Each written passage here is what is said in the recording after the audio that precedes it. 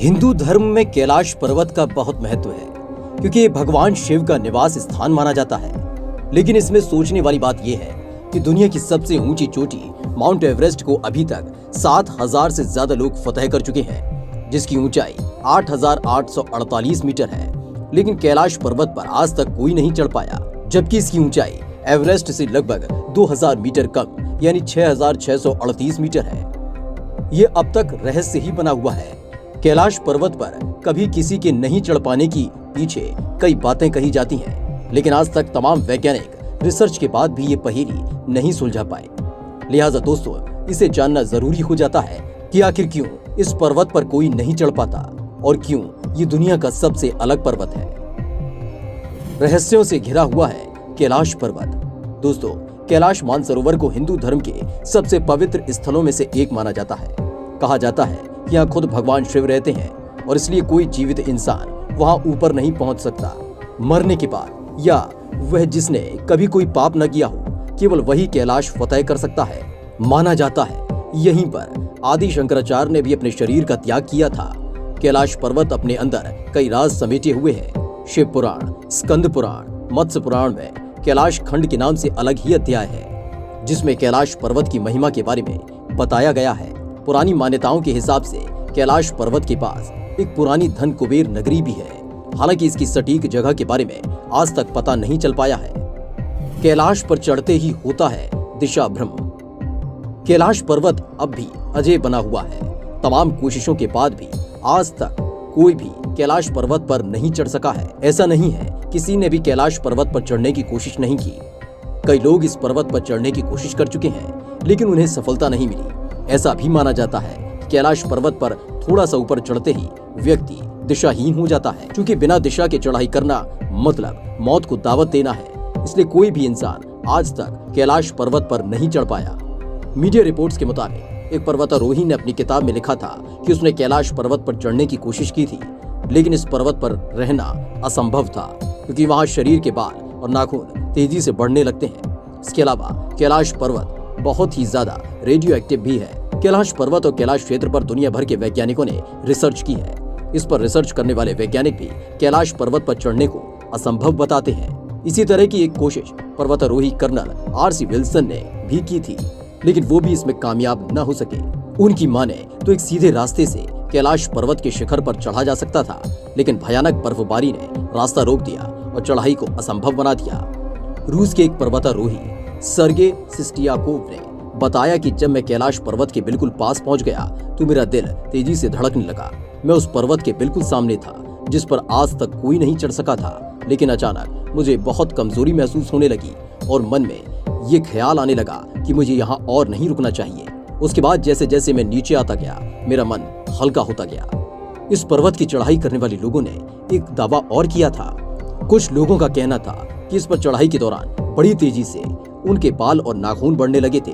जहाँ सामान्य तौर पर बाल और नाखूनों को बढ़ने में 2 सप्ताह का वक्त लगता है, वहीं कैलाश पर्वत की चढ़ाई के दौरान मात्र 12 घंटे में ही बाल और नाखून बढ़ने लगते हैं। कहा जाता है कि पर्वत की हवा के कारण उम्र बढ़ने की प्रक्रिया तेज हो जाती है। हालांकि वैज्ञानिक भी इस बात का पता नहीं लगा पाए कि ऐसा क्यों होता है।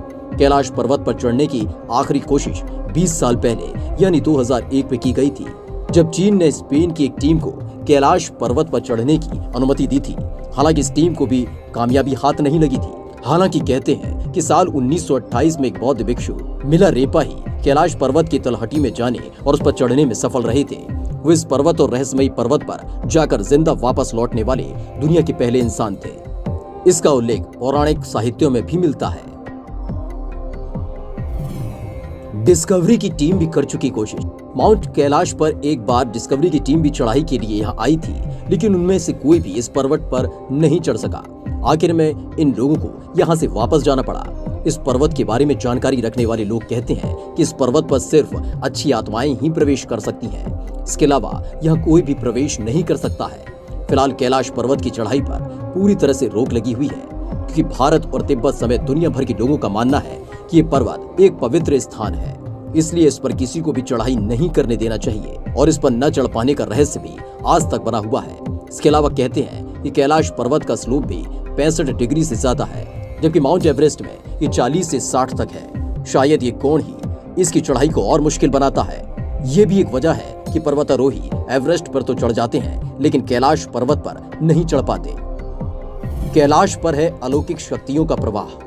कैलाश पर्वत दिखने में पिरामिड के आकार का है। ऐसा कहा जाता है कि कैलाश पर्वत धरती का केंद्र है, जिसे एक्सिस मुंडी भी कहा जाता है। कहते हैं इस पर्वत पर 10 दिशाएं आपस में मिल जाती हैं, और अगर यहाँ पर कोई दिशा कंपास लेकर जाता है तो वो खराब हो जाएगा और ठीक से दिशा नहीं बताएगा। रूस के एक वैज्ञानिक ने कैलाश पर्वत पर काफी शोध किया था, जिसके बाद उन्होंने दावा किया था कि इस पर्वत पर कई तरह की अलौकिक शक्तियों का प्रभाव रहता है। यहाँ पर पहुंचने वाला शख्स इन अलौकिक शक्तियों को महसूस कर सकता है। कहा तो ये भी जाता है कि इस पर्वत पर अच्छी शक्तियों का ही निवास है। ऐसे में यहाँ तक हर कोई नहीं पहुंच सकता है। रूसी डॉक्टर ने खोले थे कई राज। रूस के शोधकर्ताओं का मानना है कि कैलाश पर्वत कोई पर्वत नहीं, बल्कि प्रकृति की एक रहस्यमयी घटना है। पर्वत का पूरा शिखर कैथेड्रल की आकृति का बना है, जो कि दिखने में पिरामिड जैसा लगता है। 1999 में रूस के डॉक्टर एर्नेस्ट मुल्दाशेफ ने कैलाश पर्वत पर मौजूद रहस्यों की जड़ खोजने की कोशिश की थी। इसके लिए वो अपनी टीम के साथ यहाँ पहुंचे थे। उनकी टीम में पर्वतारोही, भूविज्ञान और भौतिकी के विशेषज्ञ और इतिहासकार शामिल थे। इस दल के सदस्यों ने कई तिब्बती लामाओं से मुलाकात की थी। पवित्र कैलाश पर्वत के आसपास कई महीने बिताए थे। खोजबीन करने के बाद एर्नेस्ट मुल्दाशेफ की टीम इस निष्कर्ष पर पहुंची थी कि वास्तव में कैलाश पर्वत एक विशाल मानव निर्मित पिरामिड है। इसका निर्माण प्राचीन काल में किया गया था।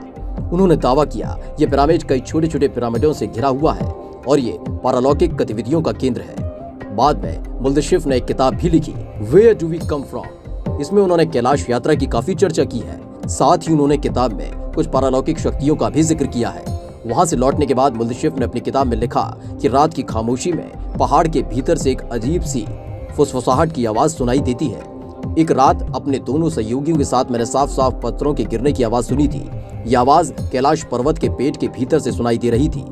हमें ऐसा लगा जैसे इस पिरामिड के अंदर कुछ लोग रहते हैं। मुल्दाशेफ की किताब की बातों को बल मिलता है एक वैज्ञानिक की बातों से। दरअसल कैलाश पर्वत और उसके आसपास के वातावरण पर अध्ययन कर रहे वैज्ञानिक जार निकोलाई रोमनोव और उनकी टीम ने तिब्बत के मंदिरों में धर्म गुरुओं से मुलाकात की थी। उन्होंने बताया कैलाश पर्वत के चारों ओर एक अलौकिक शक्ति का प्रभाव होता है, जिसमें तपस्वी आज भी आध्यात्मिक गुरुओं के साथ टेलीपैथी से संपर्क करते हैं। इन वैज्ञानिकों की बातों से ऐसा लगता है कि वहाँ ऐसा जरूर कुछ है जो अभी तक दुनिया के सामने नहीं आ पाया है, और शायद यही वजह भी है कि आज तक कोई इस पर्वत पर चढ़ नहीं पाया। हो सकता है कि किसी के न चढ़ पाने के पीछे भी यही शक्तियां हों। हालांकि ये एक रहस्य है जिसे आज तक कोई सुलझा नहीं पाया है। कैलाश पर मौजूद 2 झीलों का रहस्य। कैलाश पर्वत का दूसरा सबसे बड़ा रहस्य है यहाँ पर मौजूद 2 झीलें। पहला मानसरोवर जो दुनिया की शुद्ध पानी की झीलों में से एक है और जिसका आकार सूर्य की तरह है। दूसरी राक्षस नाम की झील है जो दुनिया की खारे पानी की सबसे ऊंची जगह मौजूद झीलों में से एक है और जिसका आकार चांद की तरह है। ये दोनों झीलें सौर और चंद्र बल को प्रदर्शित करती हैं, जिसका संबंध सकारात्मक और नकारात्मक ऊर्जा से है। ये अभी तक रहस्य है कि ये झीलें प्राकृतिक तौर पर बनी है या फिर किसी ने इन्हें बनाया है।